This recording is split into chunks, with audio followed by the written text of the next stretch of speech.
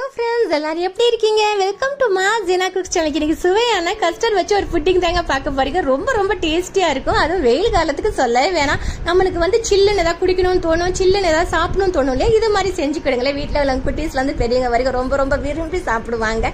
அது மட்டும் இல்லாம வாழை வச்சோடனே அப்படி சூப்பரா கரைஞ்சிரும். அப்புறம் நாங்கள் ஸ்கூல் விட்டு வரவோன்னே எங்க அம்மா வந்து இதுதாங்க எங்களுக்கு மெயினா செஞ்சு வைப்பாங்க. இப்பதான் என்னென்ன வெரைட்டியா வந்துருச்சு. அப்பெல்லாம் இதுதான் கஸ்டர்ட் தான் எல்லார் வீட்லயுமே இருக்கும். ஒரு பவுல் எடுத்துக்கலாம், 3 ஸ்பூன் வந்து கஸ்டர்ட் பவுடர் எடுத்துக்கலாம், 1 ஸ்பூன் வந்து அகர் இருக்கு இல்லையா, அதை பவுடர் பண்ணி வச்சுக்கிட்டு அதை எடுத்துக்கலாம். அதோட 1/4 கப்பு 2 வாட்டி ஊற்றிக்கிட்டு ஸோ 1/2 கப்பு பால் ஊற்றிக்கலாம். இதை நல்லா கலந்து வச்சுக்கலாங்க.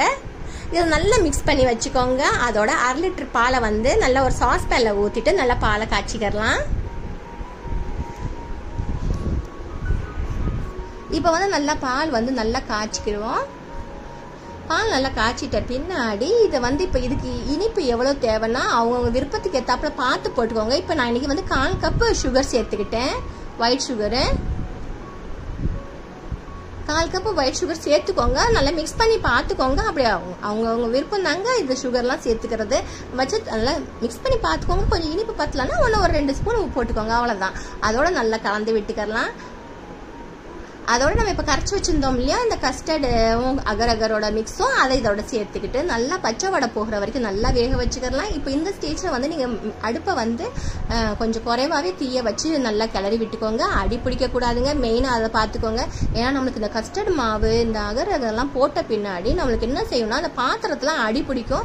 ஸோ வந்து நல்லா கிளறி விட்டுக்கிட்டே இருக்க, கைவிடாமல் கிளறி விட்டுட்டு ஃப்ளேமை மட்டும் மீடியம் டு லோ ஃப்ளேமில் வச்சு கிளறி விட்டுக்கோங்க, அவ்வளோதாங்க.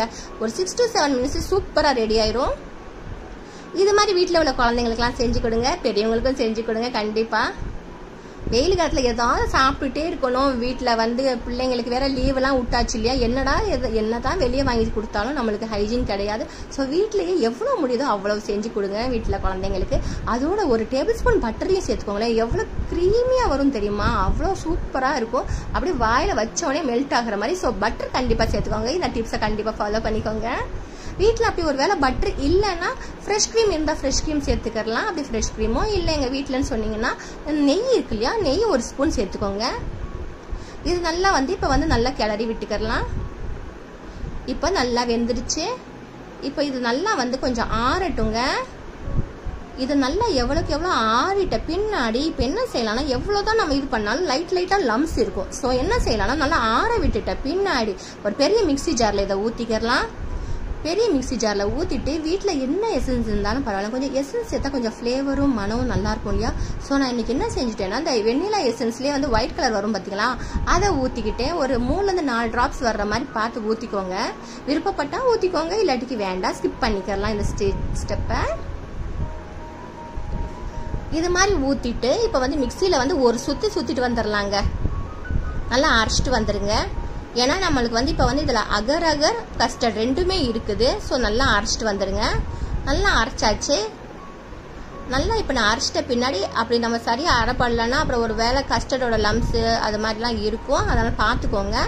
நல்லா அரைச்சிட்டு வந்துட்ட பின்னாடி அப்படி ஓரமாக வச்சுட்டு இந்த பவுல், எந்த பவுலில் நம்ம சர்வ் பண்ண போகிறோமோ அந்த பவுலில் வந்து கொஞ்சோண்டு நெய்யோ பட்டரோ எது இருந்தாலும் தடவிக்கிடலாம். நான் இன்னைக்கு நெய் தடவிக்கிட்டேன்.